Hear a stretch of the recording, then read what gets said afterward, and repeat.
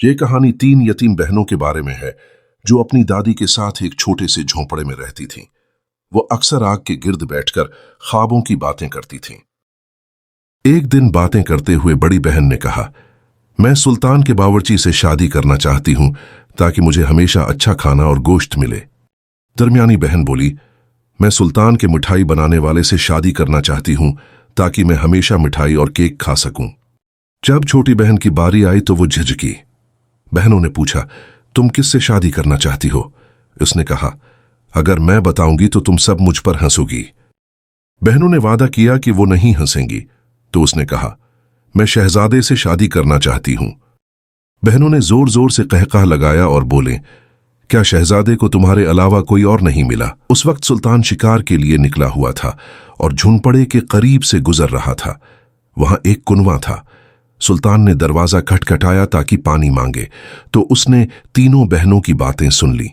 अचानक छोटी बहन रोती हुई बाहर आई, लेकिन अजनबी को देखकर अपने आंसू पूंछ लिए। उसने सुल्तान को पानी और जौ की रोटी दी और कहा, माफ कीजिए, हमारे पास बस यही कुछ है। जब बड़ी और दरमियानी बहनों ने अजनबी की आवाज सुनी तो बाहर आए और छोटी बहन से कहा, तुम्हें दोबारा आटा गूंथना होगा क्योंकि तुमने अपना हिस्सा दे दिया। छोटी बहन ने नरमी से जवाब दिया, ठीक है, मैं ऐसा कर लूंगी। सुल्तान ने उसकी मेहमान नवाजी और नरमी को देखा और सोचा, मैं इसका सिला जरूर दूंगा और उसकी खुद गर्ज बहनों को सबक सिखाऊंगा। अगले दिन सुल्तान ने अपने सिपाहियों को तीनों बहनों को महल बुलाने के लिए भेजा। जब वो सुल्तान के सामने पहुंचे तो बड़ी बहन से पूछा गया, तुमने क्या ख्वाहिश की थी? उसने कहा, मैं सुल्तान के बावर्ची से शादी करना चाहती हूं। सुल्तान ने कहा, ठीक है, तुम दोनों कल अपनी पसंद के आदमियों से शादी करोगी। लेकिन उसने छोटी बहन से कुछ नहीं पूछा। बड़ी बहन ने तंजिया कहा, शायद तुम्हें ऊंटों या कुत्तों के चरवाहे से शादी करनी पड़ेगी। रात को सुल्तान ने अपनी एक खादमा को भेजा। खादमा छोटी बहन को महल के हमाम में ले गई, उसके बाल सनवारे, रेशमी लिबास पहनाया और जवाहरात दिए। फिर कहा, यह तुम्हारे लिए एक अलग कमरा है। सुबह बाग में जाना और शहजादे से तीसरी मुलाकात तक बात ना करना। जब वो बाग में गई, सब हैरान रह गए कि वो कौन है, क्योंकि वो बहुत हसीन नजर आ रही थी।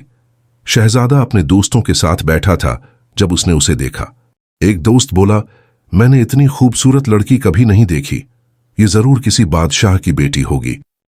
शहजादा भी उसे देखता रहा और दिल ही दिल में उसके बारे में जानने की ख्वाहिश करने लगा। अगले दिन उसने बात करने की कोशिश की, लेकिन लड़की ने सिर्फ एक कढ़ाईदार रुमाल उसकी तरफ फेंक दिया। रुमाल की खुशबू ने शहजादे को मसहूर कर दिया।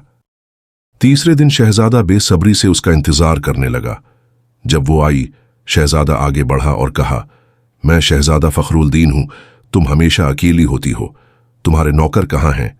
लड़की ने कहा, मैं खुद अपना ख्याल रखती हूं, मेरे पास कोई नौकर नहीं। शहजादा हैरान हुआ और बोला, फिर दौलत का क्या फायदा अगर हम उसे ऐश व इशरत पर खर्च न करें? लड़की ने कहा, दौलत मेरे लिए खैर और जरूरतें पूरी करने का जरिया है, न कि आर्जी खुशियों का। शहजादा उसकी बातों से बहुत मुतासिर हुआ। जब वो जाने लगी तो वो बेकरार हो गया और पूछा, अगर मैं तुमसे शादी करना चाहूं तो तुम्हारे वालिद से कहां मिलूं?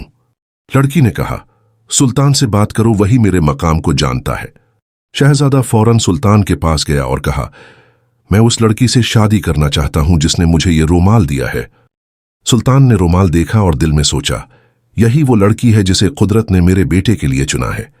सुल्तान ने शहजादे से कहा, यह लड़की बादशाहों की बेटी नहीं, मगर इसमें बादशाहों की हिम्मत है। यह अमीरों की बेटी नहीं, मगर उसका दिल गनी है। यह अशराफिया में से नहीं, मगर उसके पास अकल की बुलंदी है। तो क्या तुम अब भी उससे शादी करना चाहते हो? शहजादे ने जवाब दिया, हाँ, मैं सिर्फ उसी से शादी करना चाहता हूं। अगर वो मेरी ना हुई तो मैं बीमार पड़ जाऊंगा।